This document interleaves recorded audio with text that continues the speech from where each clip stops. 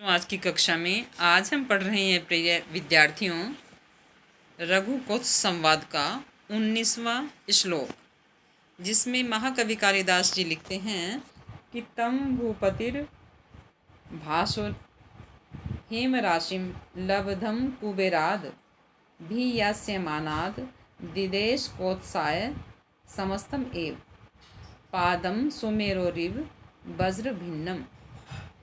यहाँ वो कह रहे हैं कि कालिदास लिखते हैं तम उसने भूपति राजा ने भासुर चमकते हुए हेमराशि सोने का ढेर और कुबेराद भी यास्यमानाद आक्रमण किए जाने वाले कुबेर से प्राप्त। बच्चों यहाँ ध्यान करना, आक्रमण किया नहीं गया है, आक्रमण किए जाने वाले कुबेर से प्राप्त समस्तमेव सारी ही दिदेश दे दी कोत्साय कोत्स के लिए। पादम सुमेरो इव वज्र भिन्नम, और वो ऐसा लग रहा था जो सोने की धनराशि थी कि मानो संपूर्ण धनराशि सुमेरु पर्वत से वज्र से अलग किया गया टुकड़ा हो। ये यहाँ नीचे कालिदास जी उपमा के लिए जाने जाते हैं। यहाँ ये यदि हम इस रिव शब्द को देखें ना तो इसमें ईव निकलेगा, और ये ईव शब्द जो है इसमें यहाँ उपमा अलंकार है।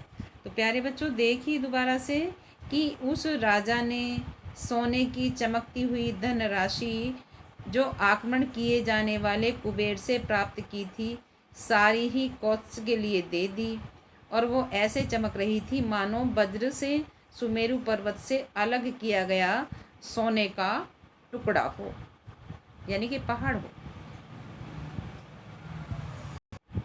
तो प्यारे बच्चों देखिए अब आगे चलते हैं, ये आपकी समझ में आ गया। ये यहाँ इसका प्रसंग दिया गया है।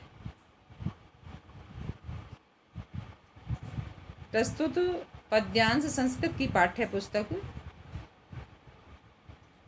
शाश्वती भाग 2 के पाठ रघुकुश संवाद से लिया गया है। यह कालिदास द्वारा रचित रघुवंश महाकाव्य के 5वें सर्ग से लिया गया है। महाराज रघु ने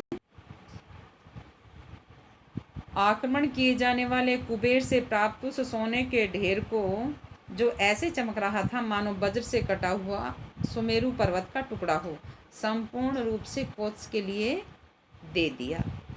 यहाँ ये इसकी व्याख्या है। इसमें उपजाति छंद है, उपमालंकार है। अब ये तीसरी विशेषता है कि कुबेर से प्राप्त संपूर्ण धन को ही राजा रघु ऋषि कोत्स को देना चाहते हैं। इससे उनकी दानवीरता प्रकट होती है। भावार्थ यानी कि पूरे का इसका सार क्या था, पूरा जो 4 लाइनें थी। महाराज रघु धन प्राप्ति के लिए कुबेर पर आक्रमण करने वाले थे, किंतु रघु की शूरवीरता से भयभीत कुबेर ने आक्रमण से पूर्व ही स्वर्णमयी वर्षा से रघु के खजाने को भर दिया। वह सोने का ढेर इस प्रकार चमक रहा था जैसे किसी ने इंद्र के आयुध वज्र से सुमेरु पर्वत का टुकड़ा काटकर रख दिया हो। पुराणों में मान्यता है कि सुमेरु पर्वत सोने का बना हुआ है, और राजा रघु जहाँ शूरवीर थे वहाँ दानवीर भी थे। उन्होंने संपूर्ण धन कोत्स ऋषि के लिए दे दिया हो। तो प्यारे बच्चों ये समझ में आ गया। अब आगे चलते हैं 20वें श्लोक पर। तो देखिए, जनस्य साकेत निवासिनतो द्वा अपि भूताम अभिनंद सत्वौ गुरुप्रदेया अधिकानि स्प्रभो अर्थी और निरपो अर्थी कामाद अधिक प्रदश्य।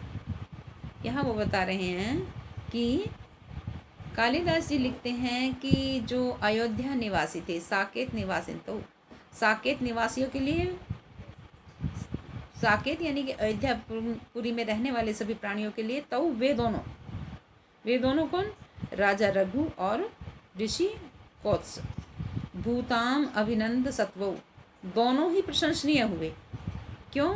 क्योंकि गुरु प्रदेया अधिक नि स्प्रभो अर्थी, कि गुरु के लिए दक्षिणा में दिए जाने वाले धन से अधिक न लेने वाला अर्थी, क्योंकि वो जो सुमेरु पर्वत का टुकड़ा था वो 14 करोड़ स्वर्ण मुद्राओं से ज़्यादा कीमत का था। तो ऋषि कौत्स केवल 14 करोड़ स्वर्ण मुद्राएं ही लेना चाहते थे, वो इतने बड़े टुकड़े को नहीं लेना चाहते थे। तो वो और निरपो अर्थी कामाद अधिक प्रदर्श, और वह राजा जो याचक की कामना से ज़्यादा देना चाहता है, जो याचक की कामना से ज़्यादा देना चाहता है और जो अपने उद्देश्य से अधिक लेना नहीं चाहता, ऐसे दोनों दानी, दाता और याचक अयोध्या निवासियों के लिए प्रशंसनीय हुए। तो प्यारे बच्चों, ये आपकी समझ में आ गया। आप देखिए यहाँ पर ये इसका प्रसंग दिया गया है, आप अच्छे से देख सकते हैं। प्रस्तुत पद्यांश कक्षा 12 की पाठ्य पुस्तक शाश्वती भाग 2 में संकलित रघुकौत्स संवाद से लिया गया है। यह पाठ महाकवि कालिदास विरचित रघुवंश महाकाव्य के पंचम सर्ग से लिया गया है। अब देखो हम इसको थोड़ा सा इसका वो देखते हैं, व्याख्या और भावार्थ। तो देखो, कुबेर से प्राप्त समस्त धन रघु ने कोत्स को दे दिया, परंतु कोत्स ने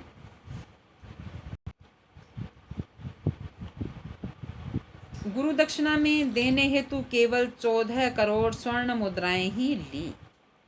इस कारण आवश्यकता से अधिक धन लेने का अनिच्छुक याचक कोत्स तथा याचक की कामना से अधिक देने वाला राजा रघु दोनों ही अयोध्या वासियों की प्रशंसा के पात्र बने। प्यारे बच्चों, आपकी समझ में आ गया। ये है उपजाति छंद, अनुप्रास अलंकार है। राजा रघु की दानवीरता का और ऋषि कौत्स की निर्लोभता का वर्णन किया गया कि वो लोभी नहीं थे, वो दानवीर थे, वो देना चाहते थे लेकिन वो उद्देश्य से अधिक लेना नहीं चाहते थे। अब देखिए इसका भावार्थ। इस पद में बताया गया है कि याचक तथा दाता दोनों का व्यवहार कैसा होना चाहिए। याचक कौत्स के समान होना चाहिए, जिसने गुरु दक्षिणा में देने योग्य धन से अधिक नहीं लिया। दाता रघु के समान होना चाहिए, जिसने कि याचक की इच्छा से अधिक धन देना चाहा। उन दोनों के उस व्यवहार को देखकर अयोध्या निवासियों ने दोनों की भूरी भूरी प्रशंसा की, बहुत प्रशंसा की। तो प्यारे बच्चों, ये आपकी समझ में आ गया।